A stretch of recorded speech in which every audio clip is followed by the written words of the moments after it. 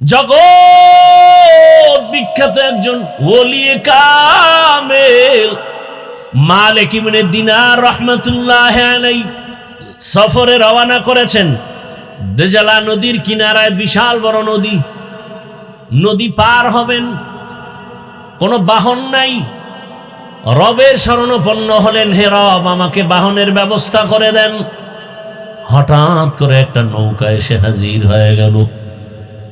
বাহনে উঠলেন, মাঝখানে যাওয়ার পর বলে সবাই ভাড়া দেও, মালিকের কাছে কোনো টাকা নেই। কোথায় পাবে টাকা? হুজুর বলে নাই। অনেক বকা দিল আলেমকে, টাকার ব্যবস্থা কুদরতি ভাবে হয়ে গেছে। শেষ পর্যন্ত ঘটনা বলবো না, সামনে গেলেন, ওপারে উঠে দেখেন রাস্তার মাঝে একটা যুবক শুয়ে শুয়ে কান্না করে। আল্লাহর ওলি তাকায় দেখলেন হঠাৎ একটা কাক রুটির একটা টুকরা এসে যুবকের মুখে দিয়ে চলে গেল। কিছুক্ষণ পর ওই পাখিটা আবার আসছে, ওর মুখে আবার পানি দিছে, চলে গেল। মালিক ইবনে দিনার গিয়ে বলে, যুবক তুমি এখানে অসুস্থ, কান্না করো, কারণটা কি? বলে 7 দিন হয়েছে। 7 দিন। কারণ কি বলো? বলে বাইতুল্লাহর হজে সফরে রওনা হয়েছিলাম, কাফেলার লোক হারায় ফেলেছি, এখানে আমি বড় অসহায়, কোথায় যাব? পথ হারিয়ে কান্না করতে করতে আল্লাহর কাছে কান্না করেছি, পেটের ক্ষুধা নিবারণ হয় না, মালিক খানার আয়োজন করো। দয়াময় রব্বুল আলামিন এতদিন কান্নার পরে একটু ধৈর্যের পরীক্ষা নিয়া পাখির মাধ্যমে আমার রিজিকের ব্যবস্থা করেছেন। আল্লাহ কি আসমান থেকে ডাইরেক্ট আইয়া মুখে খানা দিবে? এই কোনো নিয়ম আছে নাকি? আল্লাহ কাছে আসবে আর সেই আল্লাহর তাজাল্লি সহ্য করা যাবে? মুসা নবী তো পারে নাই, আল্লাহকে দেখতে চাইছে তুর পর্বতে। আল্লাহ কয় নূরের তাজাল্লি ছাড়বো, পারবা? সহ্য করলে আমাকে দেখতে পারো। মশাই গিয়া সুলাইমান নবীর কাছে বিচার দেয় বাতাসের বিরুদ্ধে, যে ওর জ্বালায় কোথাও থাকতে পারি না। সুলাইমান নবী বলে এক চেটিয়া বিচার হবে না, আসামি আর বাদী এক জায়গায় আনতে হবে। দাঁড়াও আমি বাতাসরে ডাকি, অভিযোগ দিছ, জিজ্ঞাসা করতে হবে না। বাতাস আসতে আছে, আসতে আছে। মশা চুপচাপ বসা। হঠাৎ বাতাস যখন কাছাকাছি আসছে, শো আওয়াজ। মশা একা, নবী কি এর আওয়াজ? তোমার অভিযোগ যুক্ত সেই আসামি বাতাস। ওর ভয় ঢুকে গেছে, কেন ওই বিচার চাই না, আগে কুত্তা ফিরে এলো। দৌড় মশাকে, আমার বিচার লাগবে না। যেই বাতাসের ভয় পাই সেইটা আবার হেন দরকার নেই আমার, আমি আগে জীবন বাঁচাই। আল্লাহ তাআলা মাধ্যমে কাজ করেন। দুনিয়াটা ওয়াসাইলের মধ্যে চলবে, লা বিল ফাজাইল।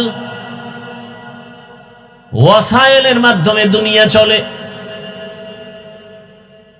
তো বলতেছিলাম আমার রব ওই যুবকের যদি পাখির মাধ্যমে রিজিক দিতে পারেন, আমাকে আল্লাহ কেন দিবেন না? আল্লাহ বলেন আমার কাছে চাও। দুনিয়াওয়ালারা চাইলে বেজার হয়, কারণ সব ফকির, আমি আল্লাহ ধনী। ইয়া আইয়ুহান নাস আনতুমুল ফুকারাউ ইলাল্লাহ। আমি আল্লাহ ধনী, সবাই ফকির। আর আমি আল্লাহ এমন ধনী যে আমি প্রশংসিত ধনী, দুনিয়াওয়ালারা বদনামওয়ালা ধনী। বড় কঠিন হালাত। আল্লাহ পাক বলেন, যার সাথে মহারসুল বলেন যার সাথে ভালোবাসা থাকবে তার সাথে তোমার হাসর হবে।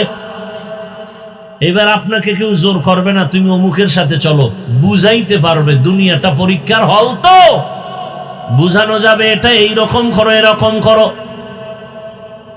বুঝানোর দায়িত্ব। নামাজ পড়লে এই লাভ, না পড়লেই ক্ষতি। রোজা রাখলেই লাভ, না রাখলেই ক্ষতি। দাড়ি রাখলেই লাভ, না রাখলেই ক্ষতি। হালাল খাইলেই লাভ, হারাম খাইলে সেই ক্ষতি। বলা যাবে কিন্তু আক্রমণ করা যাবে না, বাই ফোর্স কাউকে অর্ডার দেওয়া যাবে না, কারণ পরীক্ষার হল। পরীক্ষার হলে সময় সবার জন্য সমান, প্রশ্নের উত্তর ভালো লেখো, আলাদা সাপোর্ট নাই, খারাপ লেখবা, বাধা নাই। কারণ পরীক্ষার হলে বাধা দিলে পরীক্ষার হলের মান থাকে না, কিন্তু ফলাফলের বেলায় টের পেয়ে যাবে, প্রমাণ হবে কে পাশ করে পুরস্কার পেল, কে তিরস্কার পাবে। দুনিয়াতে চাইলে তুমি মাথার চুল কেটে ক্যাপ লাগাও, না হয় তুমি টুপি লাগাও, ক্যাপ লাগাও বাধা নাই, টুপি লাগাও নিষেধ নাই, দাড়ি রাখবা নিষেধ নাই, দাড়ি কেটে ফেলবা বাধা নাই, বুঝানো যাবে, কাউকে আক্রমণ করা যাবে না। মন চাইলে মসজিদে ঢুকো, নিষেধ করবে না, মন্দিরে যাও, বাধাও দিবে না। কেন? বলে পরীক্ষার হল, ভালোটাও করতে পারো, খারাপটাও করতে পারো, কিন্তু ফলাফলের বেলায় তাকায় দেখবা কে জান্নাতি কে জাহান্নামী। আল্লাহ হেদায়েত দান করুন। এই জন্যই তো উল্টা পাল্টা করে, সেও যেমন আরামে খায় আর ঘুমায়, যে সঠিকভাবে চলে সেও খায় আর ঘুমায়, কোনো পেরেশানি নাই। ফলাফল কিন্তু লেখা হইতেছে, কে ভালো কাজ করছে কে খারাপ করছে সব কিন্তু রেকর্ড হচ্ছে, রেকর্ড। হাসরের ময়দানে আল্লাহ সব সামনে পেশ করবেন। ওয়াউজি আল কিতাবু ফাতারাল মুজরিমিনা মুশফিকিনা মিম্মা ফিহি ويقولون يا ويلتنا ما لهذا الكتاب لا يغادر صغيرة ولا كبيرة إلا أحصاها ووجدوا ما عملوا حاضرا ولا يظلم ربك أحدا। আল্লাহ তাআলা সব আমলনামা পেশ করবেন। গুনাহগারেরা তাকায় দেখবে কি জীবনে ওখানে করেছে, সব ছোট থেকে ছোট গুনাহ লেখা, বড় থেকে বড় সব আমল লেখা। লা ইউগাদিরু সাগীরাতান ওয়ালা কাবীরা, ছোট বড় কোনোটা ছেড়ে দেওয়া হবে না। এবং এমন আমলনামা পেশ করবে যেখানে কোনো জুলুম করা হবে না, বড় কঠিন। পশুদের কোনো জান্নাত নাই, জাহান্নামও নাই। ভালো করে খেয়াল করেন, পশু, চার পাওয়ালা জানোয়ার, ওদের জান্নাত নাই। কথা বলেন, কি ঘুমাসতেছে? আমার তো জানা মতে বাঙালি সারা রাত ঘুমায় না, সময় পায় একটু নিরিবিলি, ওই টাইমটা অন্তত মোবাইলের হকটা আদায় করবে। কিয়ামতের দিন একটা নিয়ে তো উঠতে হবে। মা বাবারটা পারে না, ছেলেরটা পারি না, মেয়েরটা পারি না, স্ত্রীরটা পারি না, অন্তত একটা তো বলতে পারবো আল্লাহ অন্তত মোবাইলেরটা হক আদায় করে আসছে। সারা রাত মোবাইলে শুধু জেনা করেছি, চোখের জেনা, হাতের জেনা, জবানের জেনা, অন্তরের জেনা। বাবাও মোবাইল চালায়, মা মোবাইল চালায়, মেয়ে মোবাইল চালায়, ছেলে মোবাইল চালায়।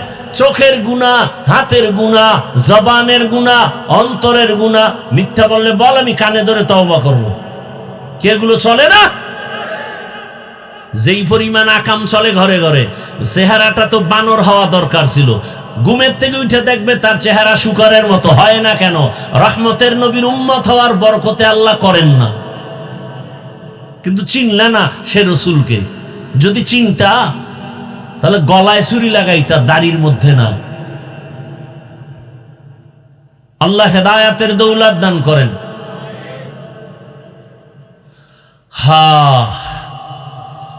এরে যুবক, পর্দার আড়ালের মা বোনেরা, যুবক বাবারা, বৃদ্ধ বাবাজি, ভালো করে বুঝেন, পশুরা জান্নাত নাই কি নাই, জাহান্নামও নাই। কিন্তু একটা গরু জান্নাতে যাবে, নবী বলেন একটা কুকুর জান্নাতে যাবে। পশুদের জান্নাত নাই, জাহান্নামও নাই, তো কুকুর কেন জান্নাতে যাবে? নবীজি বলেন কুকুর জান্নাতে যাবে। তাহলে কত কপালওয়ালা কুকুর, আর আমি কত কপাল ভরা মানুষ যাবে জাহান্নামে যেতে হবে। কুত্তা জান্নাতে যায় আর আমি আশরাফুল মখলুক জাহান্নামে যাইতেছি। কত কপাল খারাপ আমার।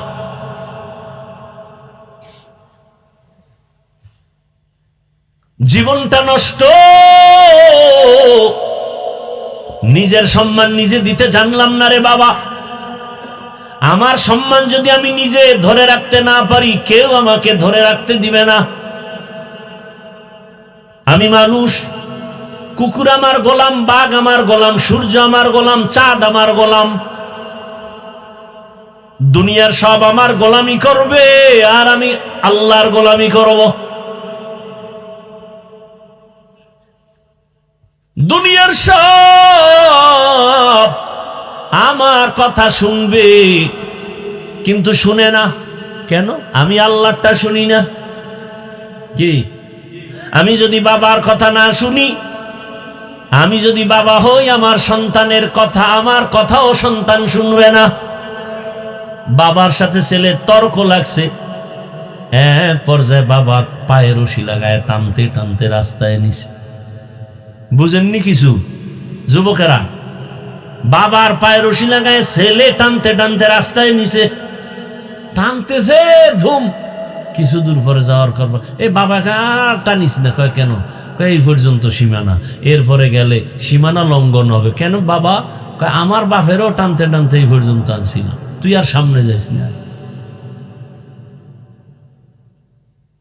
মাতা দিনু তুদানু, যেমন কর্ম তেমন ফল। জুতা কিনতে গেছে, মনের নিয়ত ভালো না, চিন্তা করছে ঈদের আগের রাত্রে টাকা দেবো অর্ধেক, বাকিটা পরে দেবো, মানে নাই। বাংলাদেশ না, ওয়াদা করবে, টাটকা ওয়াদা, ভিতরে অন্তর খারাপ। গিয়া কই চামড়ার জুতা মার। কয় জোড়া? এক জোড়া। টাকা কিন্তু আজকে সব দেওয়া হবে না, কালকে চানের ঈদের রাত। দোকানে লেখা ঈদের রাইতে কেউ বাকি দেয়, কি করার? নাও করা যায় না। কর্মচারীদের চোখে বাড়ি মারছে, দে জনমের মতো দিয়ে দে। দুই জোতা প্যাকেট করে এমন ভাবে আটকায় দিছে, শান্তি দেখলেই। টাকা অর্ধেক দিয়ে দৌড়। পরের দিন একেবারে দাড়ি মোস্টর সব সাইজ কইরা এবার রেডি হয়েছে, বিদেশি জায়নামাজ বগলের তলে, বিদেশি সেন্ট মারছে। উম্মা সেন্ট মারতে গিয়া মশার সেই স্প্রে মাইরা ফেলাইছে। টাইম নেই তো, বেউস, ফজরও ভরে না ঈদের দিন, উঠা তাড়াতাড়ি মোস কাইটা দাড়ি কাইটা স্প্রে মাইরা দৌড়। জোতা খুলতে যে দেখে দুই জুতার একটা নাম্বার 6 আর একটা 9। মাথা গরম হয়ে গেছে, এমন কারবার কেন? কয় ওই নগদ টাকাটার নাম্বার ঠিক আছে, বাকিটার নাম্বার ঠিক নেই। যেমন কর্ম। ভাইরা আমার, আল্লাহ তাআলা বলেন, ইয়া আইয়ুহাল্লাযীনা আমানুত্তাকুল্লাহ ওয়া কুনু মা'আস সাদিকিন। আল্লাহকে ভয় করো, জমিনের মধ্যে সত্যবাদী আল্লাহর প্রিয় গোলাম যারা, তাদের বন্ধু হয়ে থাকো। বলে কতক্ষণ? বলে তাদের রঙে রঙিন হইবা না যতক্ষণ।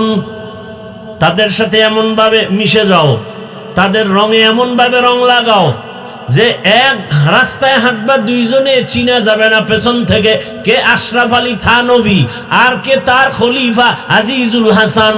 টুপিও এক, দাড়িও এক, পোশাকও এক, কে রুটিওয়ালা কে বাকি বিন্না, চিনা যাবে না।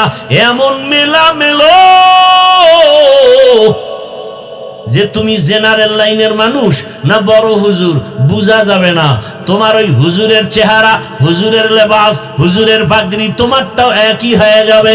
ঢাকা কলেজে যাও, কত যুবক ঢাকা কলেজে লেখাপড়া করে, মাথায় পাগড়ি, বড় বড় দাড়ি, বড় বড় জামা, এই অবস্থায় কলেজে যায়। যুবকরা বল মিথ্যা বলছি? মনে হয় মসজিদের বড় খতিব। কেউ ভাই কোন মসজিদের জুমা পড়াও? আমি আরবি ভালো করে পারি না। এই সূরাত কেন? কয় আল্লাহওয়ালার রঙে রঙিন হয়ে গেছে। আল্লাহ কইছে রং লাগাও, এই অবস্থায় কলেজে যাও। হ্যাঁ, বলে কলেজের শিক্ষকেরা শিক্ষিকারা কিছু বলে না? বলে বলে। কি বলে? বলে আমার শিক্ষকেরাও কয় আমাদের কলেজের সুনাম, শিক্ষিকারাও কয় হাজারো ছেলের মধ্যে একটা ছেলে নম্র, ভদ্র, শালীন। আচ্ছা, তোমার কলেজের ক্লাসের মধ্যে কি মেয়েরা নাই বলে আছে? বলে সে মেয়েরা কি আড্ডাখানায় ডাকে না? বন্ধু বান্ধব সব একত্রে করে ডাকে। তুমি তখন কি করো? আমি ইস্তেগফার করি। ফলাফল কি হয়? কয়েকটা মেয়েই আমার ক্লাসের পক্ষ হইয়া বলে, এই ও তো আল্লাহর লাইনে আছে, ওরে ডিস্টার্ব করিস না, আমরা চল। তাহলে ভালোভাবে চলতে চাইলে কলেজে থাইকা চলা যায় না? কি যুবক, তোমার মতো যুবক স্কুলে আছে, নামাজ পড়ে নাই? তুমি পারো না কেন বাবা বলো তো? তুমি জবাব না দিলে আমার জবাব নাও। তোমার কপাল পুরাটাই পুড়ে গেছে। তোমার কপালে কঠিন থেকে কঠিন বরদোয়া লাগছে, কারো অভিশাপ লাগছে। আর কি ওয়াজ করব? তোমার জীবনের পরিবর্তনের জন্য একটা ওয়াজই যথেষ্ট, যে আমার মতো যুবক ছেলে যদি স্কুলে পড়ে, নামাজ পড়ে, আমি পারি না কেন? আর কোনো ওয়াজের দরকার নেই। ও ব্যবসায়ী বাবারা, আপনার মতো ব্যবসায়ী কি নামাজি নাই? আপনি পারেন না কেন? আপনি নিজেকে বড় মনে করিয়েন না, আপনার কপাল পুড়েছে। এজন্য সারা দেশে বলি, যুবক বাবারা, আমি বলি তুমি স্কুলে পড়ো, কলেজে পড়ো, চাকরি করো, ব্যবসা করো। জানি না আমার মতো বলনেওয়ালা কেউ আছে কিনা, নাই, চ্যালেঞ্জ। এইভাবে কেউ বলে না, বরং অনেক আলেম আমাকে এই কথা বলতে নিষেধ করে, কিন্তু আমি বলতেছি সাহস দিয়া, কঠিন ভাবে বলি, যুবক স্কুল কলেজ ছাড়িস না। কোন হুজুর এই কথা বলে? যুবক তুমি স্কুলে পড়ো, কলেজে পড়ো, দোয়া করে গেলাম, ডাক্তার হও, ইঞ্জিনিয়ার হও, প্রফেসর হও, ওসিডিসিএসপি হও, চেয়ারম্যান মেম্বার এমপি হও, কিন্তু ছোট একটা দাবি, তুমি বেয়াদব হইও না রে বাবা। কি হইও না? বলতে পারো হাফিজ ভাই ডাক্তার হব, ইঞ্জিনিয়ার হব, বেয়াদব হব না, কথার ব্যাখ্যা কি? বেয়াদব হব না কথার ব্যাখ্যা হলো, 3 জায়গায় বেয়াদবি করবা না, করলেই তোমার মরার আগে ধ্বংস শুরু, কসম আল্লাহ। 1 নাম্বার জায়গা মা বাবা। যদি মা বাবার সাথে বেয়াদবি করো, আর ওই মা বাবা যদি কষ্ট পেয়ে নিঃশ্বাস ছেড়ে দেয়, তোমার ধ্বংস শুরু হবে, আর এই ধ্বংস থেকে বাঁচার উপায় হবে না। দ্বিতীয় জায়গা হলো তোমার শিক্ষক। তৃতীয় জায়গা হলো তোমার উলামায়ে কেরাম, মুরব্বী। এই 3টা জায়গায় যদি তুমি বেয়াদবি করো, তোমার জীবনটা ধ্বংস হয়ে যাবে। আর এই 3 জায়গার দোয়া নিয়ে যদি সামনে আগাও, আল্লাহর কসম তুমি শুধু এই এলাকার ডাক্তার হবা না, পুরা দুনিয়া তোমাকে চিনে ফেলবে, তুমি একজন ভালো ডাক্তার। এটা আল্লাহ পারেন না? ডাক্তার জাকির নায়েকের কত সুনাম, কি হোমিওপ্যাথিক ডাক্তার। কে জানে তার মা কে, বাবা কে, কে জানে তার বাড়ি কেমন। তোমার মতো সারা যদি মোবাইলে গুনাহ করতেন, জীবনে এত দামি ডাক্তার জাকির নায়ক হতে পারতো না রে বাবা। জীবনটা নষ্ট করো কেন বাবা? তোমারে আল্লাহ কি রত্ন দিছেন, কি সম্পদ দিছেন, তুমি সে সম্পদ মেধা দিয়ে কাজ করবা। তোমার টাকা লাগবে না, কিচ্ছু লাগবে না, খালি মেধাটাকে লাইনে চালাও, গোটা দুনিয়ার সব টাকাওয়ালা তোমাকে খুঁজবে, কসম আল্লাহ। মেধাটাকে কাজে লাগাও, আদবওয়ালা ডাক্তার হও, গোটা দুনিয়া তোমার পেছনে ঘুরবে। আদবওয়ালা ইঞ্জিনিয়ার হও, গোটা দুনিয়া তোমাকে খুঁজবে। আমি মিথ্যা বলছি? আর মোবাইলে আকাম করো, দেখবা কিছুদিনের মধ্যে তুমি পাগল হয়ে রাস্তায় উলঙ্গ ঘুরবে, কেউ জিজ্ঞাসা করবে না। মা বাবার অভিশাপ, শিক্ষকের অভিশাপ, আলেম ওলামার অভিশাপ, ধ্বংস হয়ে যাবে তোমার জীবন মরার আগেই।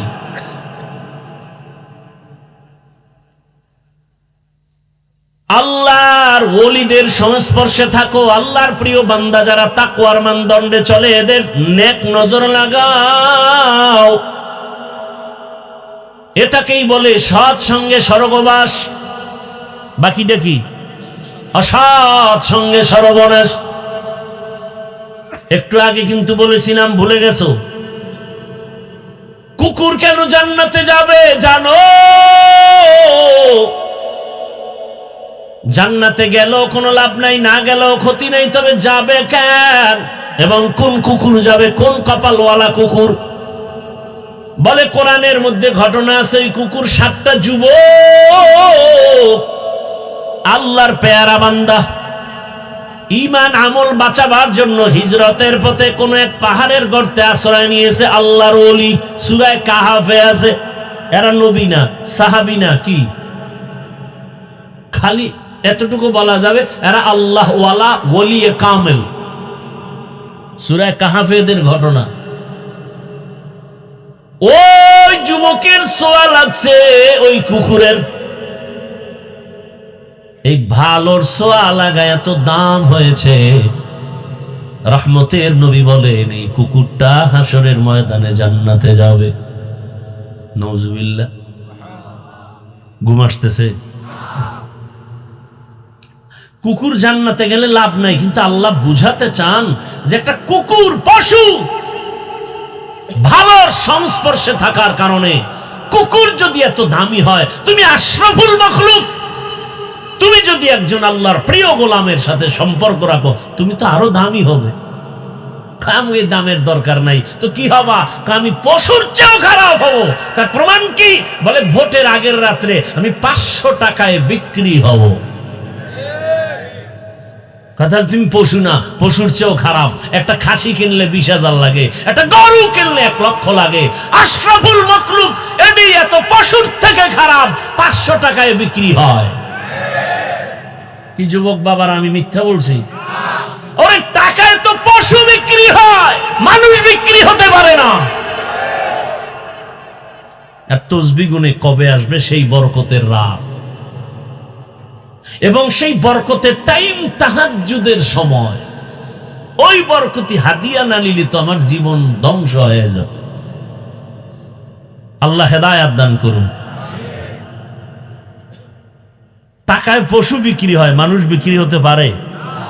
এরপর আমি বলি যেটি বেলাজা বেহায়া যে না ওই পায়খানা খাবাই, তাহলে আমার একটা দাবি, তুমি যেহেতু মানুষ, অন্তত সূরাতে তো মানুষ, ভিতরটা কুত্তর থেকে খারাপ হোক, সূরাতে যেহেতু মানুষ, অন্তত আমগো মানুষের দামটা রাখো। বলো যে ভাই আমারে যদি তুমি কিনতে চাও, অন্তত খাসি আর গরুর থেকে 1-1.5 লাখ বেশি দিতে হবে। আমি এত পশুর দামে বিক্রি হতে পারি না। আমি যেহেতু মানুষ, মানুষ বলে আমাকে মানুষ, অতএব আমারে কিনতে হলে 5 লাখ লাগবে। কথা হয় না তো? তুই বোঝা যাবে যে না একটু ব্যবধান আছে পশুর মধ্যে আর তুমি মানুষের মধ্যে। এক বড়লোক আইসা বসছে তার সুন্দর দস্তারখানে, কর্মচারী একটা। খেয়াল করতেছেন নাকি না ছেড়ে দিব? বড়লোক বসা আর ওই কর্মচারী সে আইসা একেবারে সামনে বসে বসে। কর্মচারীরা সামনে বসানো অনেক দূরে থাকে না, এখন আর ইগোতে লাগছে বড়লোককে, বেয়াদব তোর মধ্যে আর গাধার মধ্যে ব্যবধান কি? কর্মচারী কয় 1 বিঘা। কয় বিঘা? 1 বিঘা বা আধা হাত। তোর ভিতরে আর গাধার ভিতরে ব্যবধান কি? কয় আধা হাত 1 বিঘা। আর ওই বলদ তো আর বুঝে নাই। ও কর্মচারী তো বুঝাইছে তুমি এক গাধা, তোমার মধ্যে আর আমার ব্যবধান হইল বসতে গিয়া আধা হাত বা 1 বিঘা। হা, বড় কঠিন। কির পীরের মুড়ি, তাবলি গলা, কির হাজি সাহেব। আহ, টাকা আসলে দেখেন না, খালি যৌতুক খাওয়ার লোভে এক একজন পাক্কা ইমানওয়ালার হালাত কি হয় মাইয়া হলার বিয়ার টাইমে। দেখেন তো চট্টগ্রামবাসী, দেখেন তো বিবাহের সময় ইমানওয়ালার কি হালাত। হায় হায়, 5 তলা বিল্ডিং কাফে, রাত 12টার পর মসজিদের ইমামের ঘুম ভেঙে গেছে। কি ও ভূমিকম্প? কয় না। হাজি সাহেব বিষয় কি? কাকে দাওয়াত পান নাই? কিসের দাওয়াত? ছাদের উপরে গায়ে হলুদ চলে, আমার মাইয়ের বিয়া। কে আকাম চলে না চট্টগ্রাম? গায়ে হলুদ হারাম, বলেন না কেন? গায়ে হলুদ নরমাল হারাম না কঠিন হারাম? আপনি মানেন না, সেটা আপনার ভিন্ন বিষয়। এখানে বহু লোক আছে নামাজ পড়ে না, আছে না? সেটা ভিন্ন, আপনাকে বুঝাবো। কিন্তু ফতুয়া তো ফতুয়ার জায়গায় থাকবে। গায়ে হলুদ কি ভাই? সম্পূর্ণ হারাম। শুধু যৌতুক হালাল। চট্টগ্রামে এই গজব নাই। আল্লাহ হেদায়েত দান করুন। যারা যৌতুক নেয়, যারা দেয়, পৃথিবীতে এরা নিকৃষ্ট নারীদের দুশ্মন। এরা নারীদের দুশ্মন, নিকৃষ্টতম দুশ্মন। এদের মতো জালেম, ডাকাত, মানবতার দুশ্মন আর কেউ হতে পারে না। আল্লাহ হেদায়েত দান করুন। এই কথা এই ওয়াজ বলারও তো মানুষ নেই, শোনারও মানুষ নেই। যারে দিয়ে ভূত ছাড়াবো সেই জনকে যদি ভূতে পায় তো ভূত ছাড়াবে কে? সৎসঙ্গে স্বর্গবাস, অসৎসঙ্গে একটা কুকুর জান্নাতে যাবে।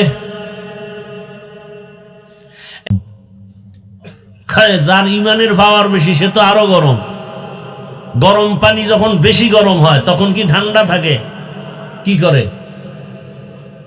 আওয়াজ হয়। কথা বলেন মিয়া। সব জবাব আপনার মধ্যে আপনি বুঝেন না। আল্লাহর কিছু আশেক বান্দা আছে, ওর ইমানটা এত গরম, ওর মধ্যে আমার মাওলা পাকের মোহাব্বতের ইমানের এত গরম যে বরদাস্ত করতে পারে না। আওয়াজ দেয়, চিৎকার দেয়। তুমি এখানে কলম গুতাও, শরম নাই, উজানি লাফায় কেন? খবর আছে তোমার ইমানে। আর একজন আর সমালোচনা না করে তুমি কাঁদো আর বলো ওই লোকটা ওয়াজে কাঁদতেছে, আমার কপালে তো খারাপ কেন? আমি তো কান্নার মজলিসে বসছি, আমার মোনাজাতে পানি আসে না কেন? সেই চিন্তা করো। নিমক হারাম। অন্যের কান্না সইতে পারে না, কত বড় কপাল পোড়া। তোমার মধ্যে কান্না আসে না কেন? সেই চিন্তায় তুমি পাগল হয়ে যাও যে সে মানুষ, আমিও মানুষ, ওই লোকটা কাঁদে, আমার চোখে পানি আসে না কেন? আমার কপালে তো খারাপ কেন? রহমতের নবী আম্মা জান আয়েশার ঘরে বসে কান্না করেন।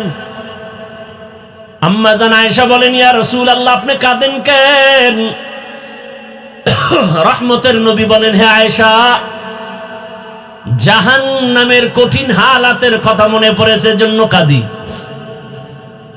নবীজির তো কোনো গুনাহ নাই, আর আপনার আমার তো গুনাহ ছাড়া কিছুই নেই, কিচ্ছু নাই গুনাহ ছাড়া। কেউ নামাজ রোজা এগুলো কি? এ তো ধোঁকা। একা একা যখন নামাজ পড়ি, 10 রাকাত নামাজ পড়তে 3 মিনিট, মসজিদে এসে যখন নামাজে দাঁড়াইছি 4 রাকাতে 6 মিনিট, আল্লাহর জন্যই সেই নামাজ। কথা হয় না। জুমার দিন মসজিদে গেছে, সালাম ফিরানো মাত্র দৌড়, বাকি 4 রাকাত সুন্নতের খবর নাই, নামাজ পড়ে। এরা আবার ফজরে বাড়ি ছিল, মসজিদে আয় নাই। জুমায় এসে আবার ভাগছে, আসরে নাই। আল্লাহ হেদায়াত দান করেন। রাগ করিয়েন না বাবা, শুরুতেই বলছি আমিও জান্নাতে যেতে চাই, আপনাদেরও নিতে চাই। রাগ করেন কেন? আমি আপনাকে আপন বানাতে চাই। কেন গুনার পেছনে দৌড়াবেন? আমাদের কিসের অভাব? টাকার অভাব, পয়সার অভাব, রিজিকের অভাব, সম্মানের অভাব, এগুলো তো সব আল্লাহর হাতে। মানুষের পিছনে যেই পরিমাণ দৌড়ান, অর্ধেক আমার মাওলাকে ভোর রাত্রে ডাক দেন, সব পেয়ে যাবেন। মানুষের পিছনে যেই পরিমাণ দৌড়াইতেছেন কিছু সম্মান পাওয়ার জন্য, কিছু খানা পাওয়ার জন্য, এর অর্ধেক সময় আমার আল্লাহকে দেন, কাজে লাগবে। অতি গভীর হয় রজনী যখন, নীরবে প্রভুর নাম জপিও তখন। প্রভুর করুণা যদি পাইবারে চাও, গভীর রাতে উঠে প্রভুর গুণগান গাও। ও আমার বাবারা, মায়েরা, ও আমার যুবকেরা, ফেরাউন বলে আসিয়া সর্বনাশ, মিশরে আমাকে সবাই খোদা বলে, তুমি না বললে আমার খোদাগিরির দাম কি? আসিয়াকে আমি একজনকে আমার জীবন দিয়ে ভালোবাসি, 2 জনকে বাসতে পারি না, আমি আমার রবের গোলাম। ফেরাউন বলে না, একবার হলো আমারে খোদা বলো। আসিয়া বলে, খবরদার, আমি পারবো না, এই জবান আমার আল্লাহর জন্য রিজার্ভ করেছে, জবানের কারো নাম নিব না। ফেরাউন বুঝাইলো, হামান একটু বুঝাও না, সব বুঝ শেষ। ফেরাউন শেষবারে কয়, কানে কানে একটু ক, আমি তোর খোদা। আসিয়া বলে, রে ফেরাউন, তুমি মিশরের খোদা দাবি করেছো, মিশরের সবাই উল্টা পাল্টা করবে, তোমাকে গোপনে রেখে তুমি জানবা না, কিন্তু আমি এমন রবের গোলাম, অন্ধকারেও যদি কিছু করি কেউ দেখে না, আমার রব আমার সবকিছু দেখতেছেন, আমি গোপনেও বলবো না। সর্বশেষ ফেরাউন বলে, এখন পাকা না হয় লাভ নাই। এবার ফেরাউন বলে, এই হামান, আসিয়ার বিছানা সব আলাদা করে দাও, রিমান্ডে দিয়া দাও, বদ্ধ রুমে আটকায় দাও, খানা বন্ধ করে দাও, পানি বন্ধ করে দাও। এবার শাস্তি শুরু। দীর্ঘ কয়েক মাস এভাবে কষ্ট দিয়া আসিয়ার খানা নাই, রুম একটা বন্ধ, অন্ধকার, বড় কষ্টের রুম।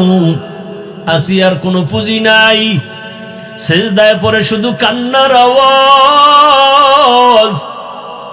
আসিয়া কাঁদে আর বলে, ও আমার মালিক,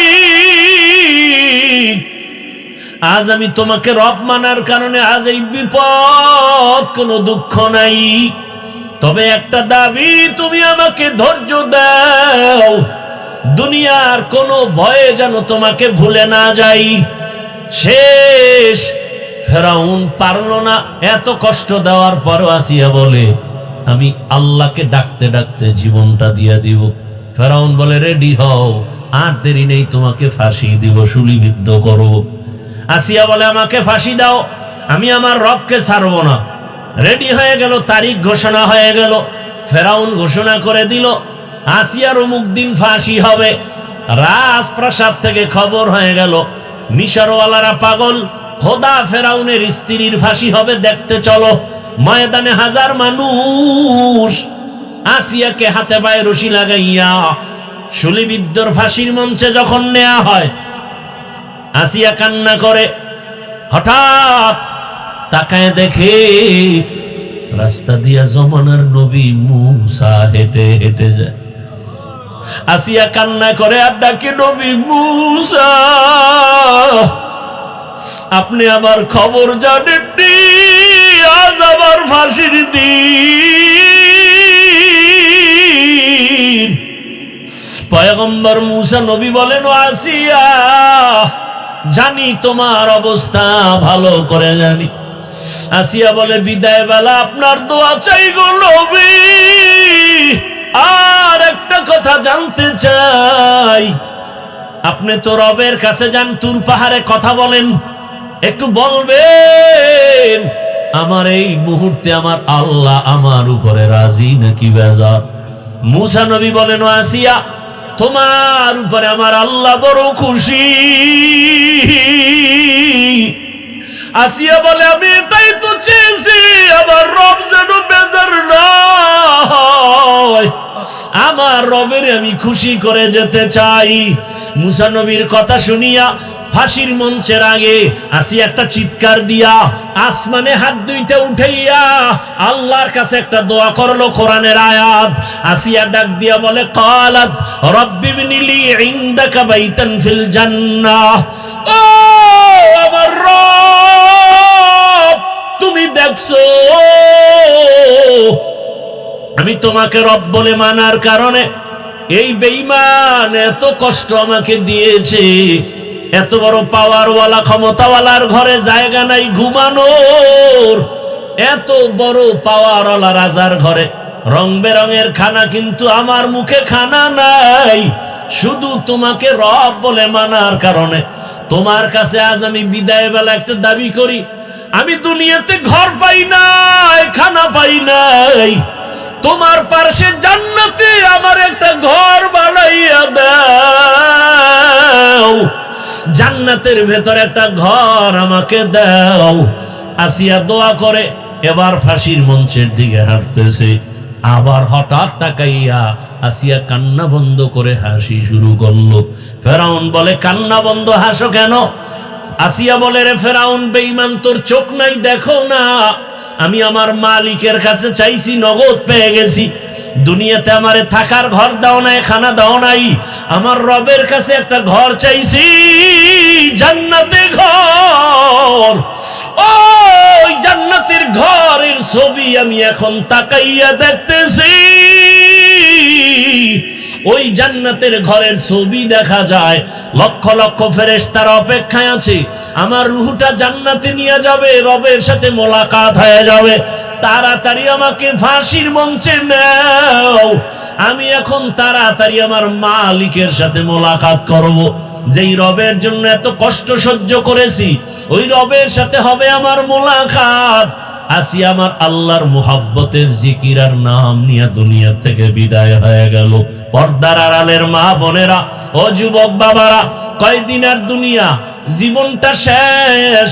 গাড়ির নিচে যুবকের লাশ, ঘুমের বিছানায় লাশ, পানির মধ্যে লাশ। দুনিয়াতে গুনাহ তো কম করো নাই রে বাবা। মনের চাহিদা পূরণ করে, আশা পূরণ করে রাতে রাতে মোবাইল চালাইলা, দাড়ি কাটলা, নামাজ ছাড়লা, কত গানের আড্ডায় গেলা। এখনো কি আশা পূরণ হয় নাই? এখনো কি গুনাহ ছাড়বা না, দাড়ি রাখবা না, নামাজ পড়বা না? কয়দিন আর যেভাবে গুনাহ করে কাটাবা? ঘুমের মধ্যে যদি আইসা আজরাইল হাজির হইয়াই যায়, আর মা বাবার থেকে বিদায় নেওয়ার সময় হবে না। ও মা বোনেরা, এখনো সময় আছে, তওবা করেন। আপনার মতো কত মা পর্দা করে, নামাজ পড়ে, স্বামীর মাল হেফাজত করে, মোবাইলে সময় নষ্ট করে না। এলাকায় এমন ভালো মায়ের অভাব নাই, কেন গুনার পেছনে দৌড়াচ্ছেন রে মা?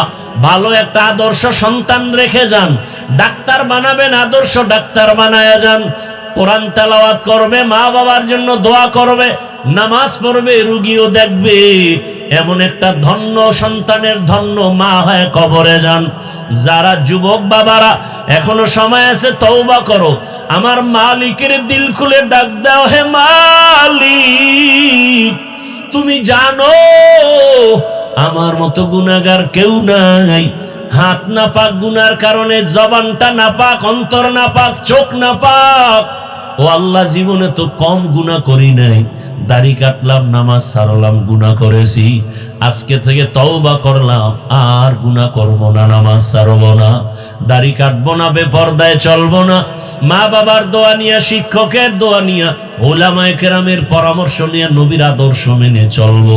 তওবা করার মতো যদি নিয়ত হয়, মুনাফিকি যদি না থাকে, খাঁটি তওবার নিয়তে দুটো হাত আমার আল্লাহকে দেখায় দাও। আয় আল্লাহ, হাতগুলো কবুল করে নেন, তওবা কবুল করে নেন, তওবার উপরে মজবুত হইয়া চলার মতো তৌফিক দান করেন। আমিন। আলহামদুলিল্লাহি রাব্বিল আলামিন, ওয়াসসালাতু ওয়াসসালামু আলা সাইয়্যিদিল আমবিয়াই ওয়াল মুরসালিন ওয়া আলা আলিহি ওয়া আসহাবিহি।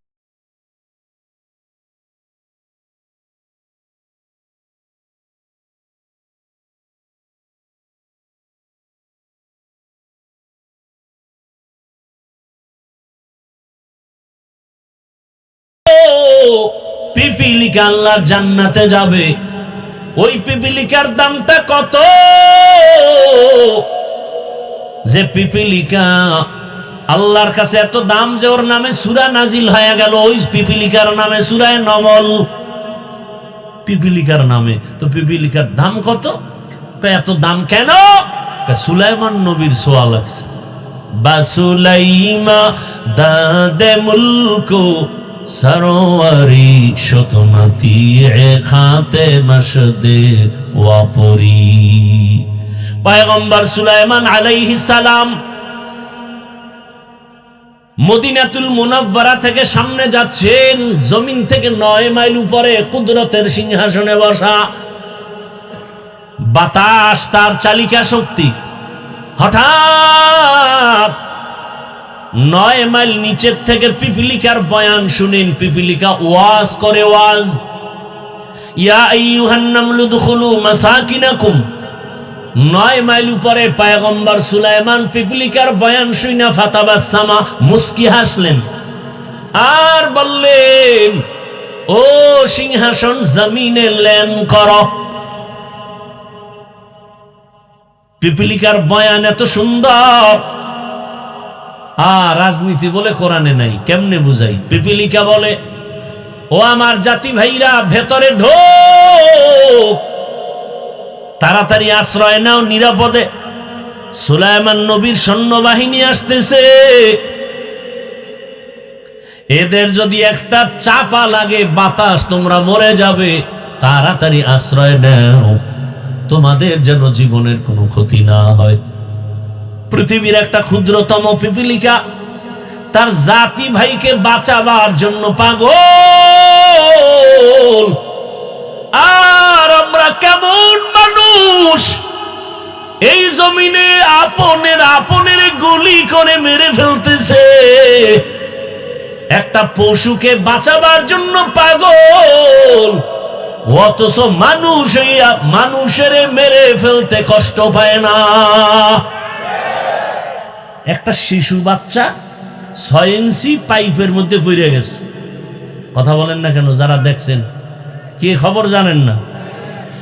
এই ফায়ার টিম এসে, আর্মি, প্রশাসন, সব পুরা দেশ গরম। এই বাচ্চাকে পাইপের মধ্যে কই গেল, মাটি খনন করো। যথেষ্ট পরিমাণ মাটি খনন করে বাচ্চাকে উদ্ধার করছে না? তাহলে একটা বাচ্চাকে মারার পইরা গেছে, এটাকে উঠার জন্য এত পাগল। আর ওসমান হাদিকে কে গুলি করলো? দিনে দুপুরে এতটা মারাত্মক আঘাত করলো, যদি আজকে সব দেশ গরম হয়ে যেত, তাহলে আর কোনো অপরাধী এভাবে অপরাধ করার সাহস পেত না। একথা বলবে কে? কে বলবে? শোনার মানুষ নাই, বলার মানুষ নাই। মুনাফিকরা যখন দেখবে হাফিজুর রহমানের উপরে কোনো বিপদ, কথার কথা, কেন কয় এই কথা কইল কেন? কিছু কিছু মুনাফিক বলবে, না বললেই তো ভালো হইতো।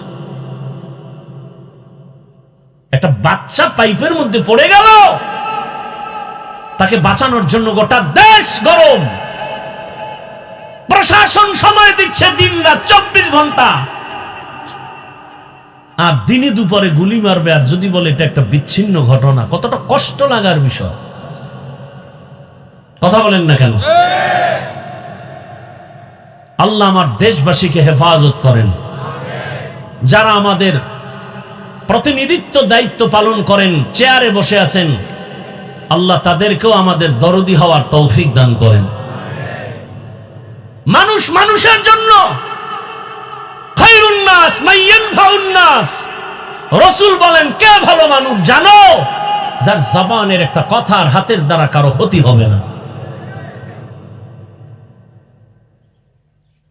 একটা বক্তা, আমরা আলেম মানুষ ভাই, পাগলের মতো 1 সপ্তাহ বিছনায় ছিলাম, কতগুলো বয়ানে যেতে পারি না, প্রতিদিন 1, 2, 3টা বয়ান।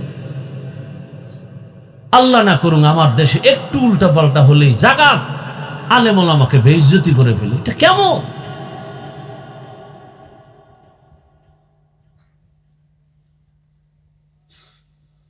একজনকে বেইজ্জতি করবার, তুমি বেইজ্জত হবা না, এটা হতেই পারে না।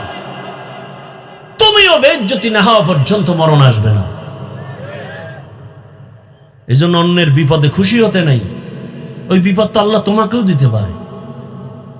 আল্লাহ হেদায়েত দান করুন।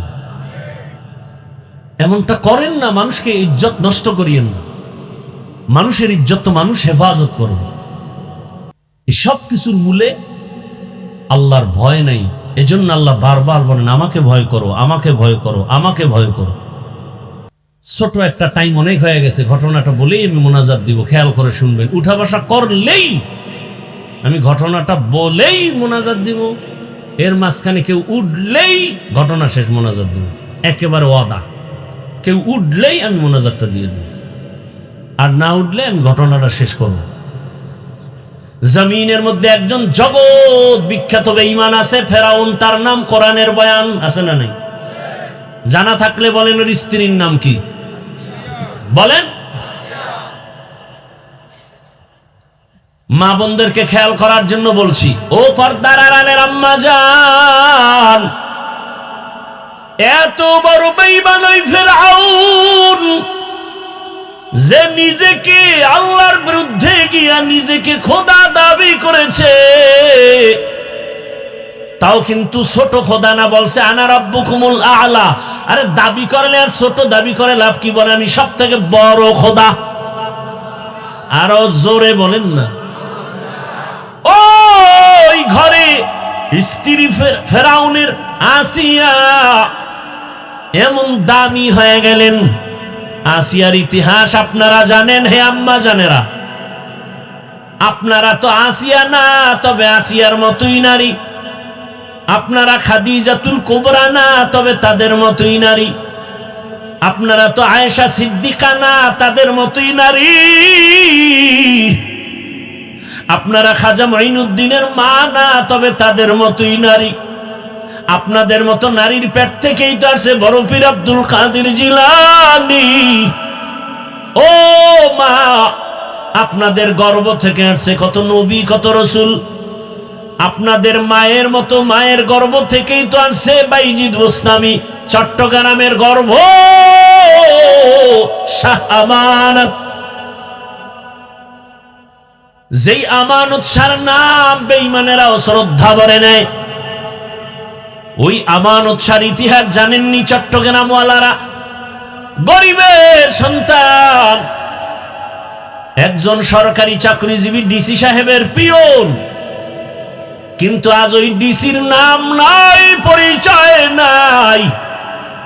আর আমানত শাহকে আল্লাহ এত দামি করেছেন, আমানত শাহর নামটা কোনো বিধর্মীয় যদি নেই, শ্রদ্ধা ভরে নেই।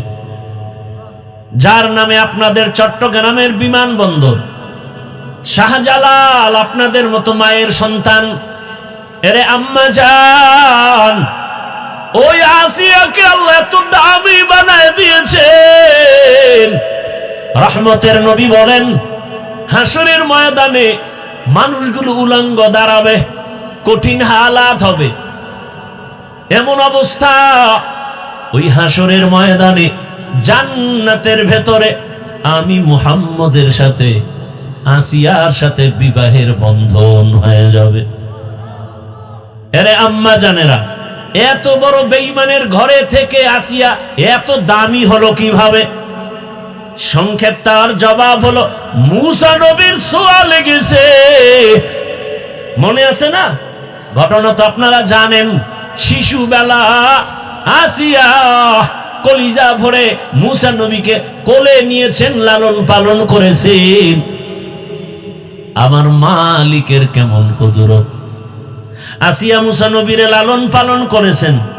আমার মালিকের কাছে আসিয়ার দাম বেড়ে গেছে। একদিন হঠাৎ ফেরাউন তাকায় দেখে আসিয়ার হাত থেকে যেন কি পড়ে গেল, আর আল্লাহর নাম উচ্চারণ হলো। আর একজন মুমিন নারী, নারীরা যদিও দুর্বল, কিন্তু ঈমানের পাওয়ারের সাথে কোনো পাওয়ার চলে না। আসিয়া নারী হলে কি হবে, তবে ঈমানের পাওয়ার বড় কঠিন।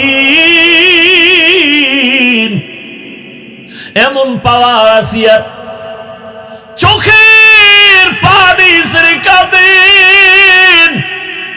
ফেরাউন পেছনে দাঁড়ানো, আসিয়া টের পায় নাই।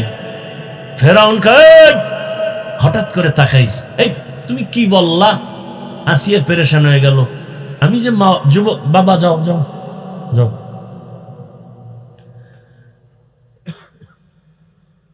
যখন গোপন আসিল, গোপন যেহেতু প্রকাশ হইয়াই গেল, আর গোপন রেখে আসিয়া কয় আমি রবের নাম নিছি।